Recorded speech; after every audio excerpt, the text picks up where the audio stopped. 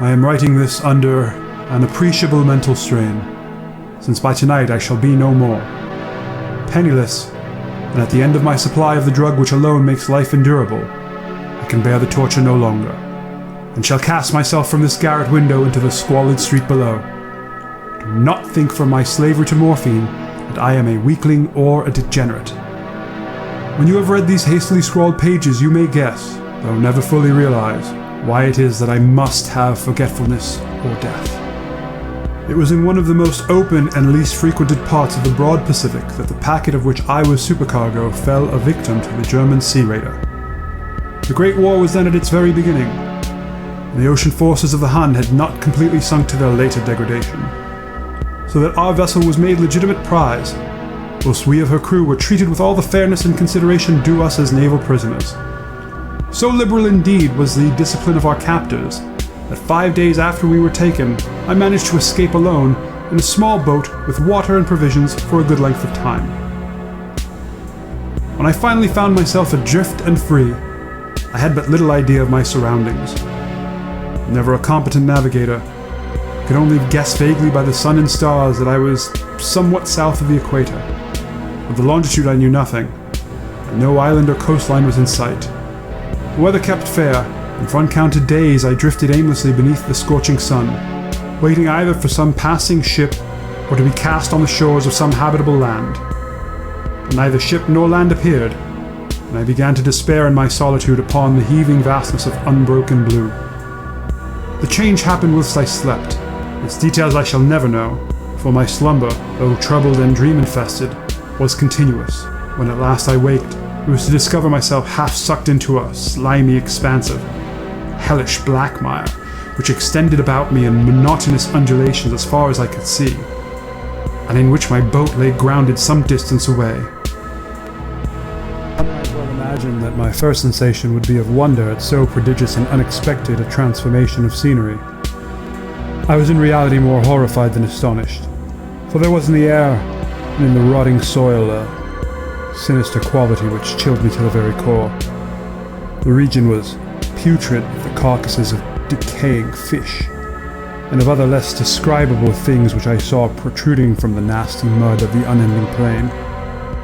Perhaps I should not hope to convey in mere words the unutterable hideousness that can dwell in absolute silence and barren immensity.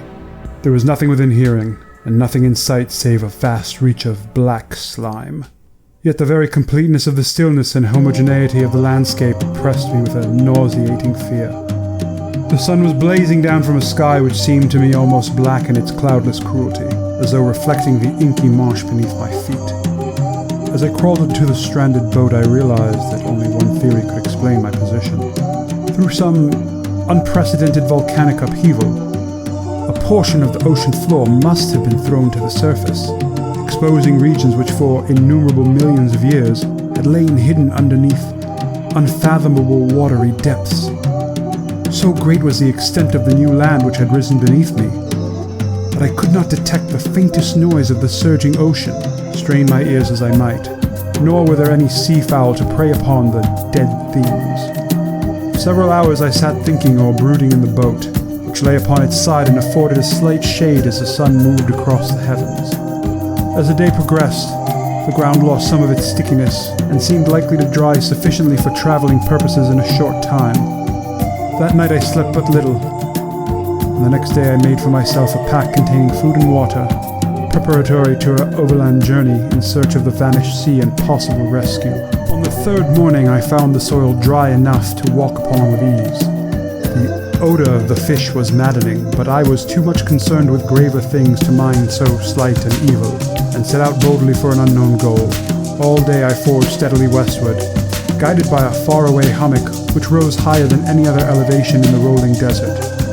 That night I encamped, and on the following day still traveled toward the hummock, though that object seemed scarcely nearer than when I first espied it. By the fourth evening I attained the base of the mound, which turned out to be much higher than it had appeared from a distance, an intervening valley setting it out sharper relief than from the general surface. Too weary to ascend, I slept in the shadows of the hill. I know not why my dreams were so wild that night. But ere the waning and fantastically gibbous moon had risen far above the eastern plain, I was awake in a cold perspiration, determined to sleep no more. Such visions as I had experienced were too much for me to endure again. And in the glow of the moon I saw how unwise I had been to travel by day. Without the glare of the parching sun, my journey would have cost me less energy. Indeed, I now felt quite able to perform the ascent which had deterred me at sunset. Picking up my pack, I started for the crest of the eminence. I've said that the unbroken monotony of the rolling plain was a source of vague horror to me. But I think my horror was greater when I gained the summit of the mound and looked down to the other side into an immeasurable pit or canyon whose black recesses the moon had not yet soared high enough to illuminate. I felt myself on the edge of the world, peering over the rim into a fathomless chaos of eternal night. Through my terror ran curious reminiscences of Paradise Lost and of Satan's hideous climb through the unfashioned realms of darkness. As the moon climbed higher in the sky, I began to see that the slopes of the valley were not quite so perpendicular as I had imagined. Ledges and outcroppings of rock afforded fairly easy footholds for a descent, whilst after a drop of a few hundred feet, the declivity became very gradual, urged on by an impulse which I cannot definitely analyze. I scrambled with difficulty down the rocks and stood on the gentle slope beneath, gazing into the Stygian depths where no light had yet penetrated. Once my attention was captured by a vast and singular object on the opposite slope, which rose steeply about 100 yards ahead of me. An object that gleamed whitely in the newly bestowed rays of the ascending moon. That it was merely a gigantic piece of stone I soon assured myself, but I was conscious of a distinct impression that its contour and positions were not altogether the work of nature. A closer scrutiny filled me with sensations I cannot express, for despite its enormous magnitude and its position in an abyss, which had yawned at the bottom of the sea since the world was young, I perceived beyond a doubt that the strange object was a well-shaped monolith, whose massive bulk had known the workmanship and perhaps the worship of living and thinking creatures. Dazed and frightened, yet not without a certain thrill of the scientist's or archaeologist's delight, I examined my surroundings more closely. The moon, now near the zenith, shone weirdly and vividly above the towering steeps that hemmed in the chasm, and revealed the fact that a far-flung body of water flowed at the bottom, winding out of sight in both directions, and almost lapping my feet as I stood on the slope. Across the chasm, the wavelets washed the base of the Cyclopean monolith, on whose surface I could now trace both inscriptions and crude sculptures. The writing was in a system of hieroglyphics unknown to me, and unlike anything I had ever seen in books, consisting for the most part of conventionalized aquatic symbols such as fishes, eels, octopi, crustaceans, mollusks, whales, and the like. Several characters obviously represented marine things which are unknown to the modern world, but whose decomposing forms I had observed on the ocean-risen plain. It was the pictorial carving, however, that did most to hold me spellbound. Plainly visible across the intervening water on account of their enormous size, were an array of bas-reliefs whose subjects would have excited the envy of Doré. I think that these things were supposed to depict men. At least, a certain sort of men, though the creatures were shown disporting like fishes in waters of some marine grotto, or paying homage to some monolithic shrine which appeared to be under the waves as well. Of their faces and forms, I dare not speak in detail, for the mere remembrance makes me grow faint.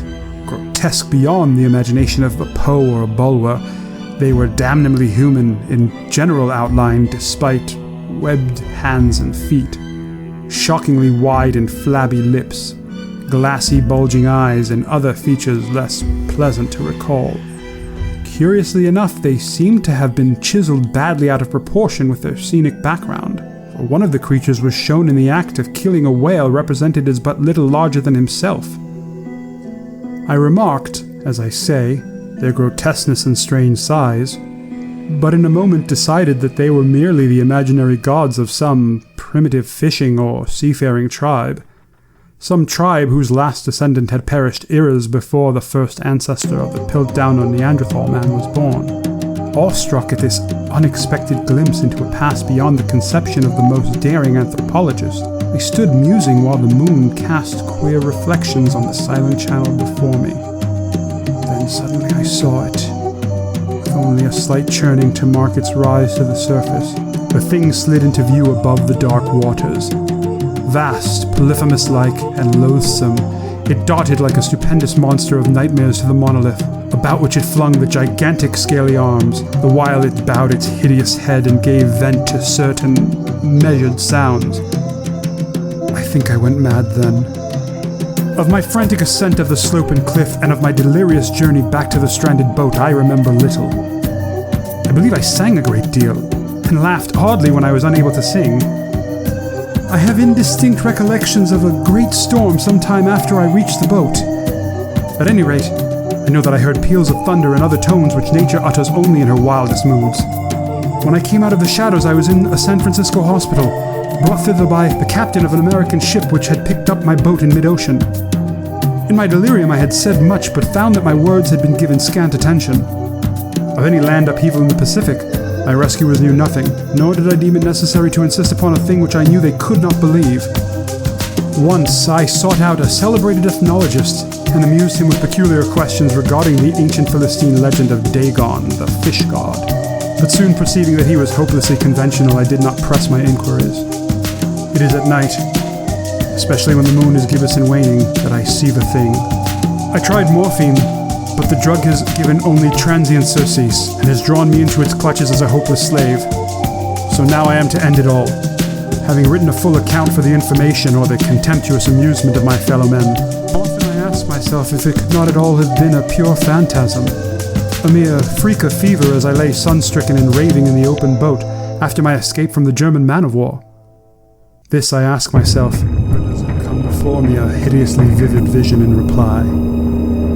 I cannot think of the deep sea without shuddering at the nameless things that may at this very moment be crawling and floundering on its slimy bed, worshipping their ancient stone idols and carving their own detestable likenesses on submarine obelisks of water-soaked granite. I dream of a day when they may rise above the billows to drag down in their reeking talons the remnants of puny war-exhausted mankind. Of a day when the land shall sink, and the dark ocean floor shall ascend amidst universal pandemonium. The end is near. I hear a noise at the window, as of some immense slippery body lumbering against it. It shall not find me. God, that hand, the window, the window!